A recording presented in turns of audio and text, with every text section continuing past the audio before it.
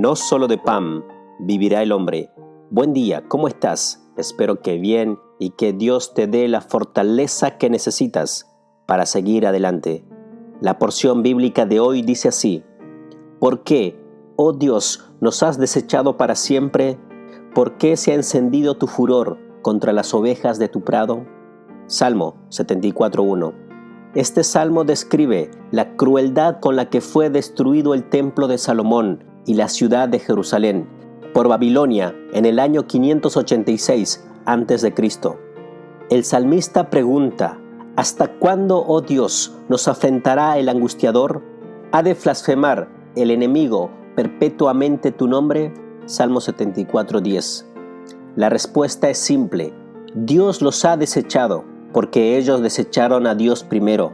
Dijo Jehová: porque dejaron mi ley, la cual di delante de ellos, y no obedecieron a mi voz, ni caminaron conforme a ella. Jeremías 9:13.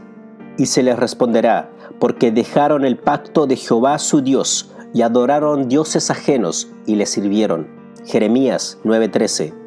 Porque dos males ha hecho mi pueblo: me dejaron a mí, fuente de agua viva, y cavaron para sí cisternas rotas que no retienen agua. Jeremías 2:13. La disciplina de Dios vino sobre la nación de Israel, porque ellos se rebelaron y se olvidaron de los mandamientos del Señor. Dejaron la voluntad del Señor para hacer su propia voluntad. Se prostituyeron tras los dioses paganos de los vecinos paganos.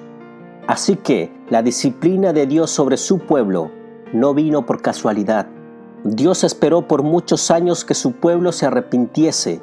Les mandó profeta tras profeta, pero ellos hicieron lo que quisieron. Escondieron sus pecados y creyeron que Dios no lo vería. Pensaron que podían pecar sin sufrir las consecuencias. Prefirieron adorar a ídolos muertos antes que adorar al Dios vivo. Fallaron en su única misión sobre la tierra, ser luz en medio de las tinieblas, y rompieron todos los mandamientos de Dios al punto que se hicieron peores que los propios gentiles. Pero finalmente Dios dijo basta, y cuando el Señor dice basta, no hay vuelta atrás. Lo repito otra vez: cuando Dios dice basta, no hay vuelta atrás. La paciencia de Dios es grande, su misericordia es hasta los cielos, pero todo tiene un límite. El Dios de misericordia también es un Dios de santidad. El Dios de amor también es un Dios justo. Además, la Biblia dice: porque el Señor al que ama disciplina y azota a todo aquel que recibe por hijo. Hebreos 12:6. Por ende, ya sabemos bien por qué Israel fue llevado en cautiverio por Babilonia. El propósito de la disciplina es enderezar el camino torcido, porque Dios aún tiene propósitos que cumplir en nosotros. Dios quiere que su pueblo vuelva a Él. Lo único que Dios espera es un sincero arrepentimiento, pero hasta que Dios no tenga eso, la disciplina de Dios seguirá aplastando el orgullo. El Señor no manda la disciplina para destruirnos. Al contrario, Él nos disciplina antes que nosotros mismos nos destruyamos viviendo en el pecado. Los hijos de luz no pueden vivir en las tinieblas, porque fuimos llamados para ser hijos de Dios, una nación santa, un pueblo adquirido por Dios, para anunciar al mundo las virtudes de aquel que nos llamó de las tinieblas a su luz admirable. El verdadero creyente no puede vivir por mucho tiempo arrastrándose en el fango del pecado sin que Dios intervenga. En la misericordia de Dios, Él nos disciplina para enderezar nuestros caminos.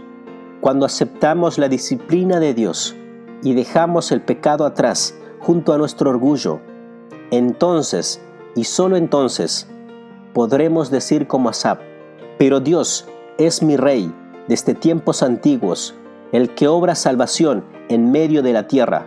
Salmo 74:12. La disciplina de Dios no intenta destruirnos, solo intenta hacernos volver al camino antes que sea demasiado tarde.